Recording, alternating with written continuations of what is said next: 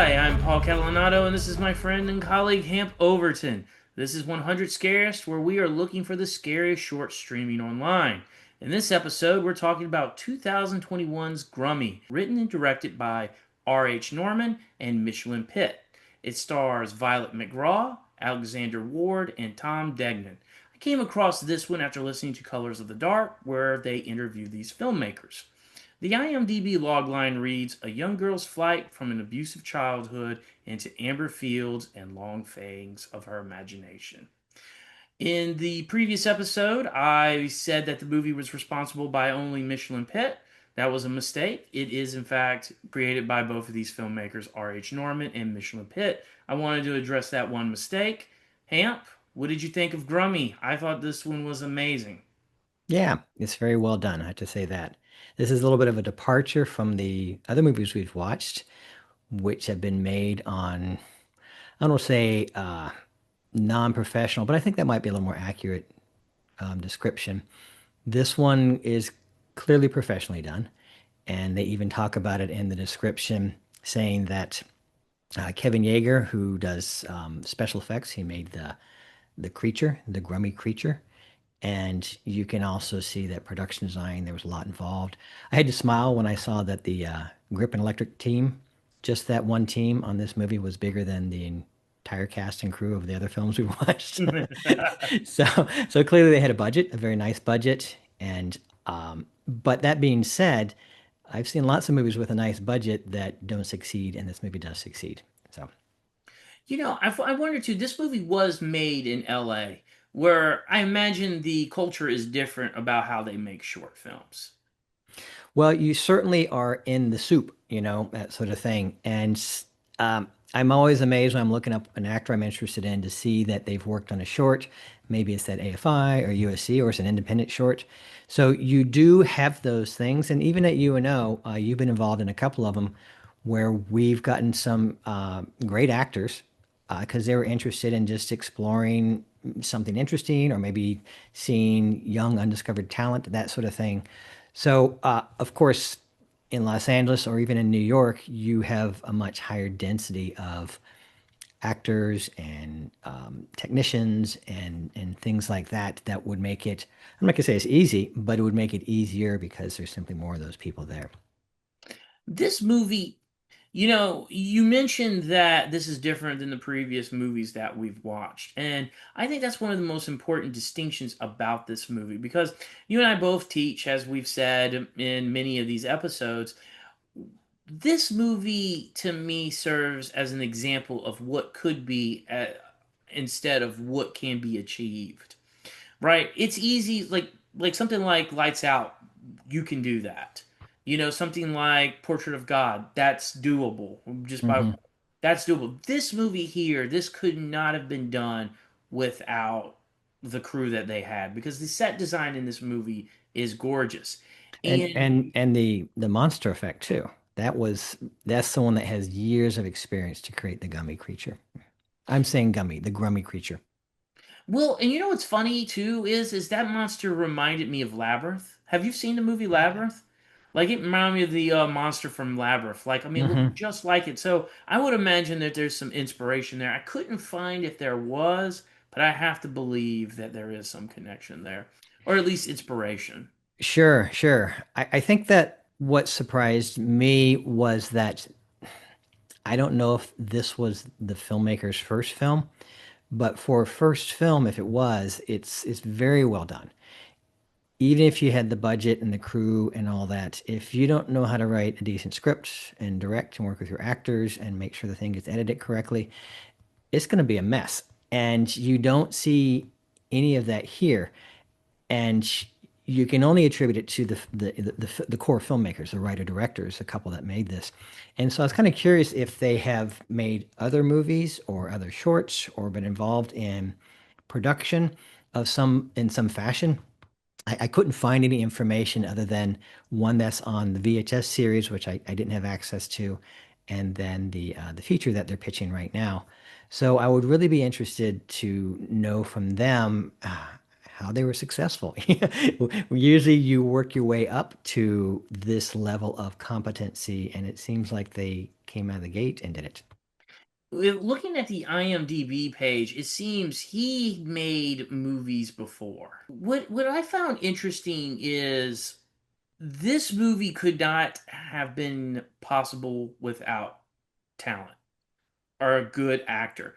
A lot of the things that we've watched, you've made note, like, the delivery is the hardest thing about acting. The Right. reacting, you can act scared, that's easier than somebody saying they're scared. Hmm. This movie's able to deliver on all of that, but because of they have the talent in this movie. The young girl, right. And that's a lot to put on her shoulders. She is essentially having to carry this movie.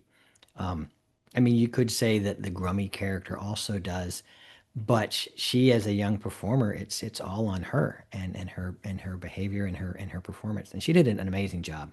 And I'm happy to see that she's continued to have a successful career. She was in, I believe, Megan and Megan 2. She plays not the Megan character, but I believe the second lead character in both those films. So she's gone on to continue in horror films also, which is sort of interesting. I think I saw she was in Black Widow as Hmm. well. Yeah, Haunting on Hill House, and that's important. And I think that's an important distinction. Eventually we have to learn how to use those skills and be able to work with talent. This team obviously is already there. They know how to work with the talent. And maybe because they too have been talent in some respects. Because I know Micheline Pitt is. She looks like she's a popular Instagram gotcha. social media. With her She clothing line. Hmm. Yeah, so she's doing these other things. So she's learning, and her writing was definitely very thoughtful.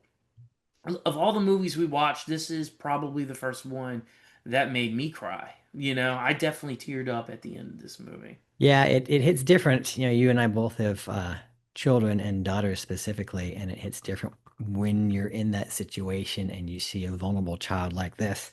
It also makes you they didn't specify it, but was the father, or normally it's the stepfather that crosses that line, and I couldn't at one She point said father. She does say she does that he calls himself your father. I watched it again this morning because I had to watch it again to make sure I was right about that. But he's the dad, not but stepdad.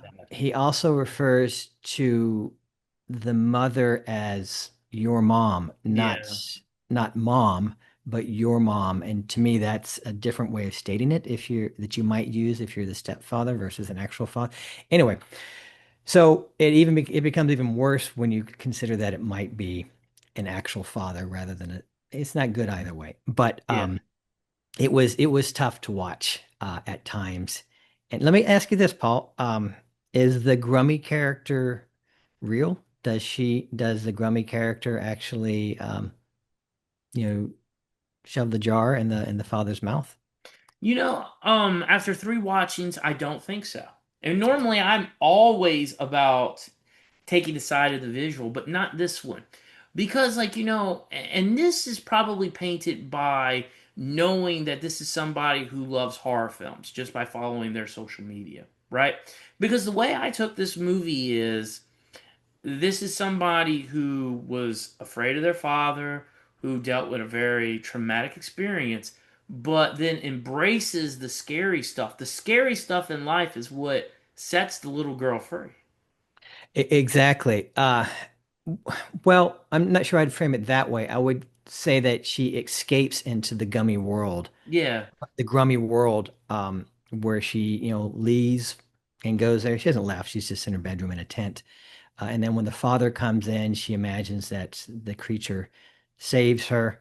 Uh, it was just sort of an interesting conclusion, as in, I guess the reason I thought it were two things. One, we don't see the father at the very end when she's hugging the stuffed animal or the stuffed creature. And two, when she's in the closet, she seems to be as she is still afraid, I guess is what it is. Mhm. And that can only mean that the father is still there. It was my conclusion, that she wouldn't be afraid of her Grummy character. And so I assumed it was the father that she was imagining that the Grummy character was attacking. Well, let me throw you another maybe interpretation. I took it as she never left the fantasy world. So that dad or that was not the real father. That dad, that was the evil dad, how she sees him, and that was what was defeated by the fantasy. Because in Okay. real life, I think I think that all is a dream, and I think she still wakes up and she's still in that reality. I think that movie is about escaping into the fantasy, and that's what saved this character. It's coping mechanisms, right? Yes. And so that's how this character did. Yeah, again, I'm still not 100% clear as to what she was trying to communicate here. Sorry, what the directors were trying to communicate, maybe that's the way they wanted to leave it. Hmm. Was it real? Was it not? Because to be honest, the first time I watched it, I was 100% sure that Grummy killed the father. And then on subsequent viewings, I was like, no, it doesn't seem like he did. It's just in her head. It was her way to cope with it. This movie reminded me of Guillermo del Pan's Toro's movie. Labyrinth. Me Yeah, too. exactly. Yeah, there it wasn't. Yes, it wasn't sexual abuse on the child. It was still abuse by the father, but in a different way. And she escapes into this fantasy world also. Now Um, it's funny in Pan's Labyrinth. I absolutely believe the fantasy world is real. yeah, when you look at it, you do. Um, I don't know if it is or not. That's the thing. Well, I can't explain how she got out of the room at the end. If we talk about Pan's Labyrinth, like how did she get out of that room? Yeah. Unless the fantasy was real. And also too, it's easy to paint by the director's own proclivities, right? He is more interested in fantasy than he is reality. So, if I had to guess, I would think in that story the fantasy was real. Yeah, because she's killed. I mean, then she resurrects it later on. But in my opinion, it's all fantasy. It's her like in this movie in Grummy, it's a coping mechanism. You have to envision something is better, simply because you can't escape the reality of what you're living through. Yeah, her stepfather in that movie he was an awful, awful character. He was awful. He deserved his horrible end. Yeah, and on the other thing, the other filmmaker Norman R.H. Norman, he did do two other shorts Hmm. before. So he had or three other shorts before. So he had Okay. some experience before they got the Grummy. VHS Halloween, I have had the privilege of seeing that one, and that one is probably one of my favorite. Is the one that they did, Oh, great. which is interesting. And I know you have no basis. Man, it's completely different. Then this film here. It is completely different. Like they went for something different. Now you can see like if I told you that they made it, you might be able to go like, okay, I see something there, some relation, like maybe the relationship between the son and father in the VHS short. But I think they're legit. Like they're the real deal. They went in a whole different direction, and they were able to make something did because different. Because that movie's more visceral and more of an experience, like a haunted Hmm. house. Because it's like everything's coming at you. Whereas Gotcha. this movie, it's very objective. You are not in their shoes. You're witnessing what's going on in Grummy. Whereas in VHS, you're very much, I know it's a found footage and that's the very nature, but you can tell they did their research on haunts and what makes people enjoy a haunted house, and they really added that to the experience of that short. So, what I think might be these two filmmakers' strengths are they do their research. They're looking at how you're feeling, and that's how they're approaching their films. And I think we see that in Grummy. Yeah, I agree. Now I wish I'd seen that other film. I didn't get a chance to watch it. Uh, um, it got me piqued. I mean, curiosity, because it's always interesting to watch. I love watching additional films by filmmakers to find patterns in them and to see, watch them grow also. I always find that fun is to remember the one we actually interviewed the fellow who started with the feature film and then went to a Oh yeah, yeah, he sort of Zachary. walked stepped his way down to shorter and shorter films until he got into was it AFI with like a 3-minute film. Normally you go the other direction. So it's fun to see the progression of filmmakers and as they learn and as they hone their craft and things like that. And so I would have to definitely try and see the VHS one. I knew about it, but I didn't know how to get access to it. Yeah, you got to have Shudder, and since I love horror movies, Shudder is like necessary for me. Gotcha, gotcha. Okay. And I do recommend it. And and like the reason I wanted to do this movie is it this is a movie that led to something bigger, a bigger opportunity for them. Mm-hmm. And looking at who was a part of this movie, it kind of seems that Grummy was their calling card. They did that to be a calling card. Gotcha. Yeah. Well, uh, I would be curious to know because they plugged into such great talent. Um, like look at the producers on Grummy, right? Hmm. You have is it James Wan that's on it, one of the producers? No, James Wan is on their feature, their upcoming feature that they're pitching. Okay. Cosmetic. Gotcha. Right, cosmetic. Hmm. Yeah, that's what James Wan's on. Yeah, so I these weren't these weren't um people that decide to make a film without having developed a network of people, talented people that could help them everywhere from the monster effects person to the producers to the actors they were able to get. These are things that normally a student wouldn't be have access to. Even if you had the budget to do it, you may not know who to call. And so, and then of course, as I mentioned earlier, being based in Los Angeles helps a lot. Otherwise, if you're like, where we're in Louisiana, you may have to fly people out. And so that gets even more challenging to do that. So so I think that helped a lot that their network they had developed and maybe it was with the previous films they've made. Again, I haven't seen those. I would like to have seen the ones that he made. All I did was see this one right here, and I know that she has her store. We talked about that her clothing store, and maybe that's the source of connections also. Maybe she does work for Hollywood Films, as in her clothing are in them and that sort of thing, and has connections with production designers or connections with wardrobe people, that sort of thing. Um, it can all kind of intertwine after a while out there. So I'm not sure. I'd be interested to find out though. Yeah, and it's interesting in general. See, this short would not be possible without the talent. Yes, the set design is great, but like if this is just if the lines don't land, if the fear isn't registered right, it just doesn't work. Yeah, and not just the young girl, but the dad did a great Yeah. job. And you had to tip your hat to the animators of the Grummy character. I mean, Hmm. it has true emotion. You can, and it looks real, and it looks honest, and it's a it's a good performance. And I'm sure it's part animation and it's part live action, and it really works well. And this one's different from the other movies that we've watched. I mean, a human being is the monster in this one. And I mean, human beings always make the best monsters.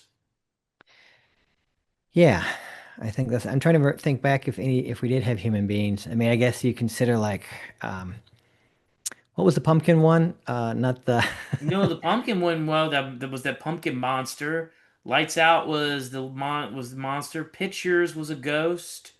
I What guess about the the close one Night of the the Slasher would have been the the closest. slasher with the pumpkin? What was that one called? I forgot. Night of the Night of the Slasher. Stalker. Night of the Slasher. Yeah, Night of the Slasher. Night of the Stalker. Night of the Night Slasher. of, Night of Slasher. Okay. Yeah, I mean, it's like a Jason type character. I guess that's the closest we've gotten to so far.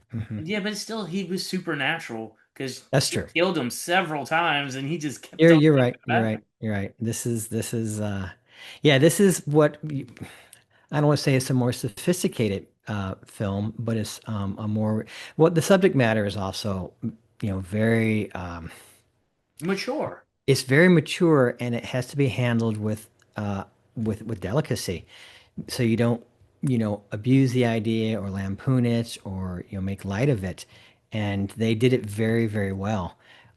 And you're right, the demon is I guess you could look at it in like we mentioned, Pan's Labyrinth, where the Nazis were the evil people there.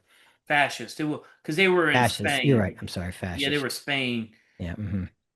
So it's yeah.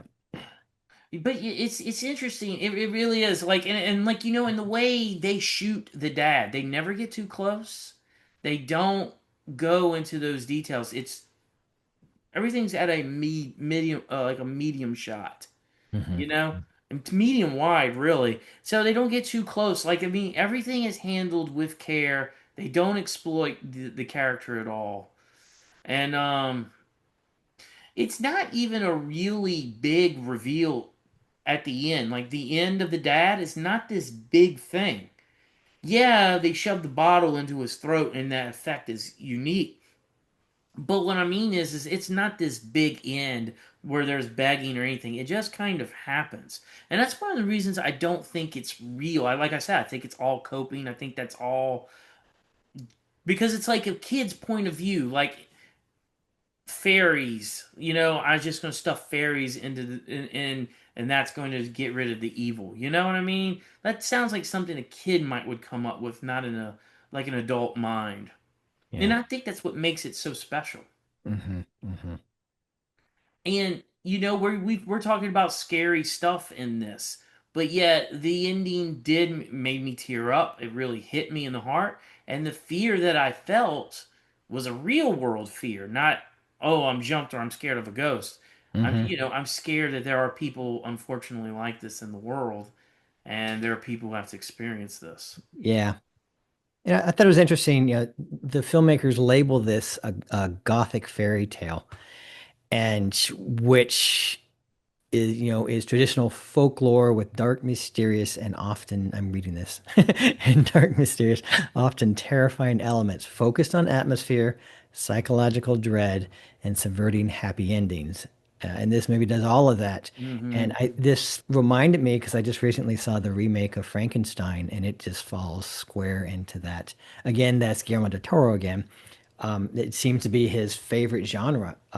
You're not going to get a happy ending, but he based it on. It's interesting that Gothic horror has been around for so long, or Gothic fairy tale. I'm sorry.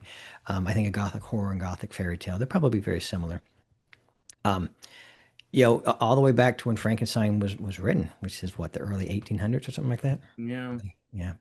So one of the most interesting things I found is the YouTube page itself. And one of the things I noticed is there's only one short on this YouTube page. This is the only one that they've uploaded. She only has 819 subscribers, but this has 142,000 views. hmm It's a well-made film. And from it, we were talking about earlier about is Grummy real or not? And from the description of the short, it says it's based on events from co-writer director Micheline Pitt's childhood. Grummy is an expression of her own childhood sexual abuse survival story and a love note to all kids who only had their imaginations to protect them. So I think that's pretty clear that Grummy doesn't exist. It's Hmm. her defensive mechanism and what she hopes would happen. And I think that also makes sense when you see how the child's in the closet saying, go away, when it's just Grummy, when in reality, she still thinks her dad or her stepfather is still outside past the door there. Yeah, and I think visually they're letting us know that too by the way she's in that fantasy world. She hears the dad calling, and the way the door opens up. Right. hmm I think this the way they're telling us that this is all a fantasy. Yeah. Right. Just an escape where she can get away.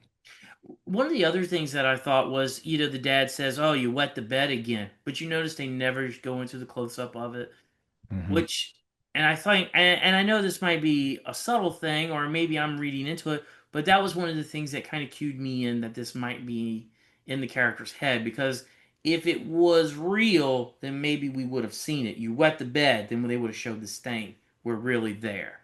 But Wait, the fact that are you saying the dad isn't real? well, the dad is not there in this. This is just her fantasy playing out.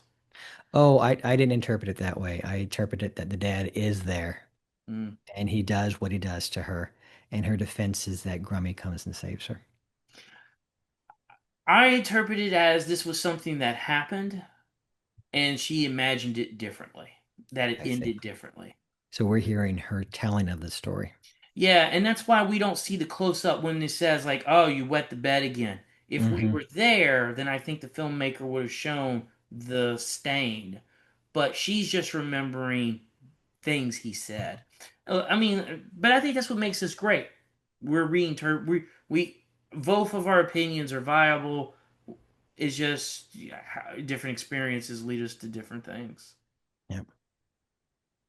Great film, a bummer in some ways. I hate to say it, well, I mean, but it definitely, not everything should be, you know, we need those kind of stories. Hmm. Hmm. There are no, the reviews are turned off, so there were no comments on there. I can understand why they might would have turned their comments off. They don't want anything disrespectful said about something so sensitive, which I can respect. I went to Letterbox for the comments, and one of the comments was such a strong film, handled really gracefully. I completely agree with that. Um, Protect children and tell survivors stories. I love the fantasy blurring lines with reality and want to see more stories with it. Fuck abusers, get disemboweled by monsters. And then an unsettling short film from Micheline Pitt Norman and R.H. Norman, the director couple that did the home haunt segment in VHS Halloween. At only 11 minutes, this is powerful. As a father to a girl around the same age as Sarah, I had such a strong visceral reaction. Protect kids always. It's beautifully shot, and Grummy looks pretty awesome too. So I think that's Hmm. better said than anything I did today. Good. Good. So Hamp, so keeping with our theme, I guess we're doing a little bit of theme of shorts that turned into bigger projects. What are we doing next? We are going to watch the short Laura Hasn't Slept, which would go on to be made into a feature film called Smile. And then, of course, there's a sequel to Smile called Smile 2, I think is what it's called. Is that Yep, right? So, so that's what we'll be seeing by Parker Finn. I love this short. I'm be happy to talk about that one. Good. All right. Well, for 100 Scariest, I'm Paul. This is Hamp. And like, share, and subscribe. And if you have one you want us to check out, let us know.